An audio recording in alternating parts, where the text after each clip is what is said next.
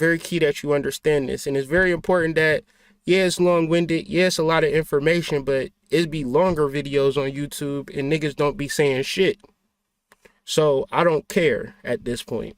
I seen a video for 5 hours. They talk about Anunnaki, the Kabbalah, and it's just a bunch of niggas drinking and arguing with each other, spewing hot nonsense. And those videos be having thousands of views.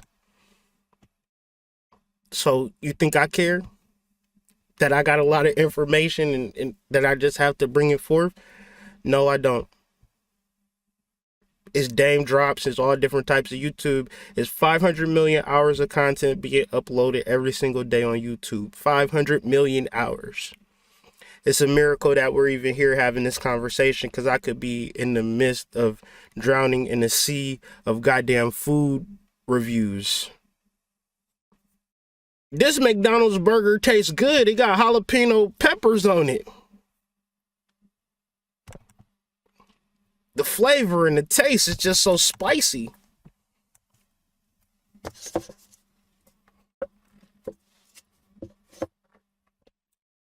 The full moon takes place October 20th. The sun will be in Sidereal Virgo. The moon will be in Sidereal Pisces. And let's talk about it.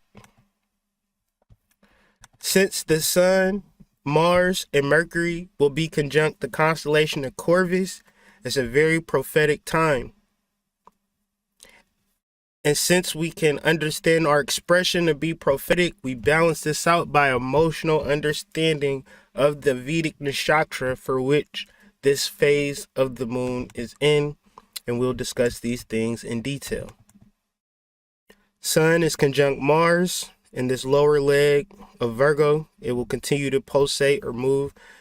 As you know, this is just a reflection of the earth into the sun. The sun ain't necessarily going nowhere, but the earth and Mars will be in the energy of Virgo. Oppose our satellite, which rotates around the earth. The moon rotates around the earth every 28 days. The reason that it rotates faster is because it doesn't rotate upon the ecliptic. It rotates around the earth. So since it is aligned and opposed in the sidereal energy of Pisces, it's going to move over into Aries, where you see Uranus nestled, has been in Aries for quite some time now. But a Pisces moon is it's like a portal. I'll show you better than I can tell you. The moon tarot. Let's go. Moon Thoth tarot card.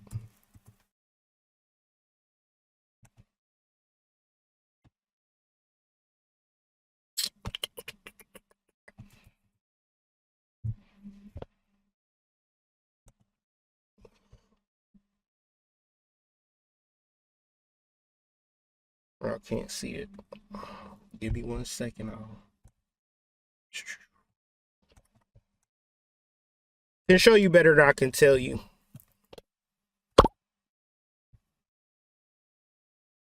So hopefully y'all can see this. Give me 1 second.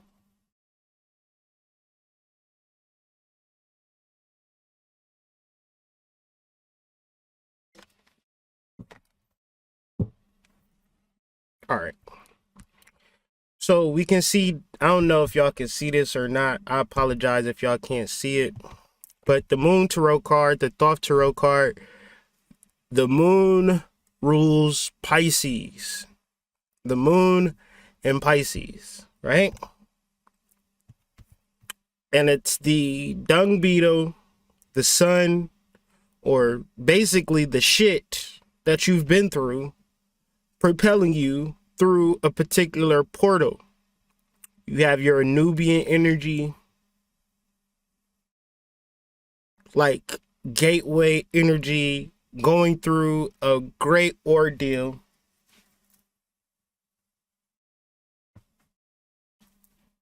And then moving forward into this great beyond, this celestial reality where the greatest of greatness exists beyond this portal of fear, of darkness, or whatever the fuck you think or imagining, or your emotional life, up and down energy, the moon, Pisces being a water sign, but really getting over that shit and progressing through and moving into something new, something amazing, something deeper, something transformative.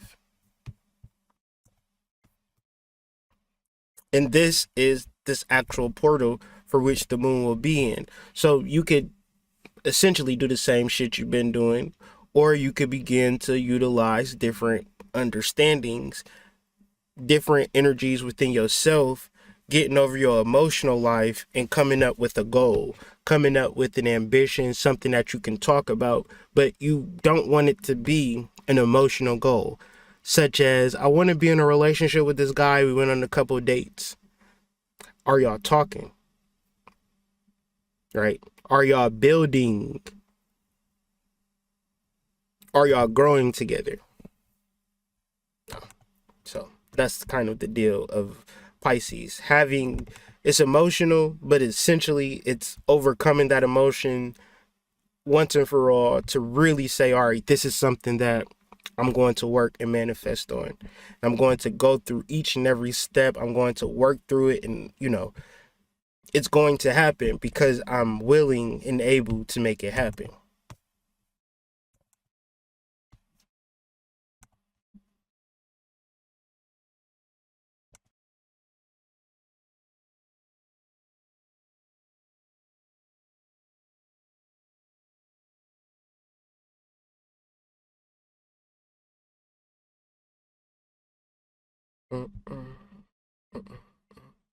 There's many different places you can get information on the saints. I would just Google and just search online.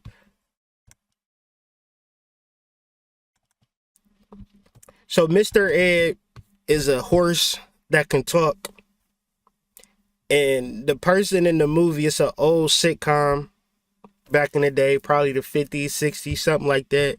And the dude, he will always talk to the horse for like advice. Like the horse was like his guru or his genie. But that wasn't like something that was just completely made up. It's actually based off Vedic mythology. It's based off the nakshatra for which this moon is in, the Ashwini nakshatra. And if you're able to move outside of your emotional life, you'll know it. Like, it's so, your emotions are blocking you from the truth, from the fastness, from the deepest transformative spiritual understanding that could ever happen in your life. You don't know how quick your spirit can step in and activate for you if you are emotionally led. Even more so, you could look at Mr. Ed and like, man, ain't nobody talking to no damn horse. But when you deal with the spirit, this week is a horse. A couple of weeks ago, it was a dolphin. A couple of months ago, it was a rabbit. Might be a dog. Might be a cat. You don't know what spirit is going to come through, what animal, what totem, what plant, what energy is going to come in. As a spiritual being, you just have to be ready for whatever. But emotions, cognitive dissonance, the things that we talk about, have you looking for a specific thing that you can buy or some form of permanence. And as you say, okay, I'm going to take this class to do this thing that I want to do, but I don't really want to do it. I just think I want to do it because I don't got nothing to do. Then something really interesting come along. You can't even act the way that you want to act because you knee deep into a job that you hate. You knee deep into, you spent $5,000 on this course because they gamed you up on the email. They gave you a free webinar, gave you a couple pens, gave you a jacket, gave you a nice little folder, portfolio thingy with your name on it. Then they talked you to death. Then they said, all right, we talked you up to death. You ain't left yet. Give us $5,000 so we can keep talking to you. And you said, all right, here you go. And then some real shit happened. You say, well, I'm committed $5,000 to this bullshit. I don't even want to change.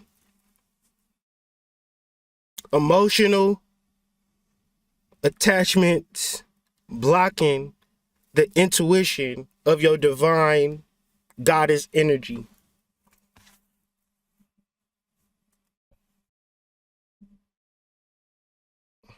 I don't know what else to say.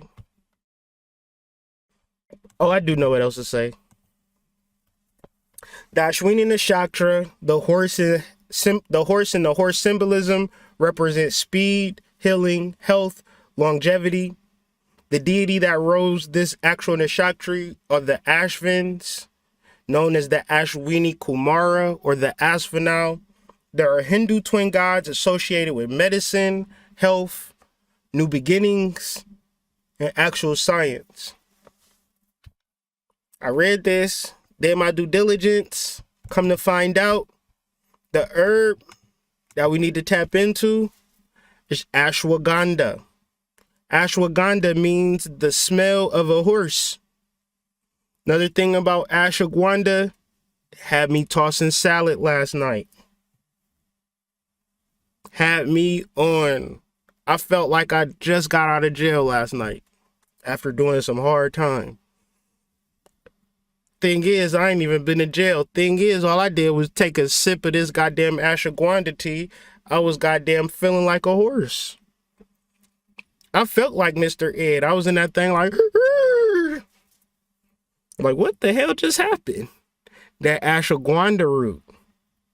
Now we sell it at the store, but you can get ashwagandha root anywhere. So I'm not actually promoting, unless you don't know where else to get it. You can get it from us. But fellas, women, if you need some get up and go about yourself, you gotta tap in and tune into this tea as this full moon orbits this Ashwini Nakshatra. Okay? Very simple stuff. I like to give reasonable and rational understandings and prescriptions with each of these placements, so it's going to take a little bit more time. When referencing the things that, like, shit, I could give y'all websites, but I don't know no websites. A lot of this information is from spirit. I hate saying that because niggas be lying when they say it, so I don't want to seem like the person that's lying, but you either resonate with the information, you respect the time and energy and effort that I put forth and reference it to be some form of truth, or you don't. And you watch food critiques, or you watch gaming videos or things of that nature. Live your life, fam. I'ma live mine for sure. The full moon herb for the week is ashwagandha. Be up in that thing like Mr. Ed. You feel me? Ashwagandha throughout the week will help ease your anxiety, depression, and fatigue. It will help improve your blood circulation, nerves, immunity, and help soften the sexual harshness for which you've been experiencing outside of, oh my goodness, being healed. And we also want to tune in and tap into testosterone as not being a male hormone, but a masculine hormone. Male hormone is subjugated to gender. Masculine is subjugated to energy. And in balancing your masculine and feminine energy, this will be a wonderful, wonderful herb. Of course, this is not medical advice. I suggest you do your due diligence. If you're pregnant, I don't think you should even deal with no herbs. Don't ask me about herbs if you're pregnant, because I don't know. You can ask my wife, but you know, just understand, pregnant people and herbs don't generally mix. Other than that, do your due diligence, do your understandings, look on WebMD, ask your physician, so forth and so on. But after you do your due diligence and do your research and you ready to get your salad tossed or toss salad, Ashwagandha.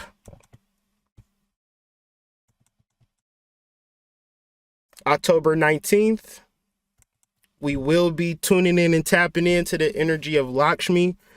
The ritual is a bowl of rice pudding. And, you know, maybe if you got like a backyard or, you know, being outside during the full moon, letting that rice pudding outside, letting the animals eat the rice pudding, so forth and so on, letting the moon shine on that rice pudding, and whatever is left, you give an offering in the morning to a body of river or whatever, but we give it Ashe to Lakshmi. It is said on the SHARAD PURNIMA, excuse my pronunciation, could be called Kojagari as well, that this festival is dedicated specifically to Lakshmi, the goddess of spiritual and material prosperity, blessings of abundance. So the medication or the prescription would be to stay up and observe the full moon. And these moon blessings are specifically tuned and tapped in from Lakshmi herself. So bring about those blessings and financial prosperity. Get you a bowl of rice pudding, put it outside, play some music, chill out with your girl, maybe smoke a couple of blunts or a couple of herbal supplements, however you get down. Pop some shroomies. I didn't say that. I don't know who just said that. Whatever you do, but you gonna have a good time. Call off work for the full moon. Nobody should ever work on the full moon. You gotta enjoy them full moons. So yeah, those are the vibes for the full moon. So you got your herbs, you got your totem, you got your festival, and everything from there is just vibes and expectation and awareness and observation.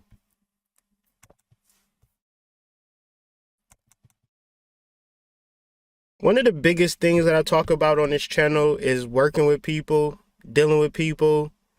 As of late, I don't be saying that as much because what pisses me off about working with people is that y'all don't never work with each other. Y'all just fuck on each other.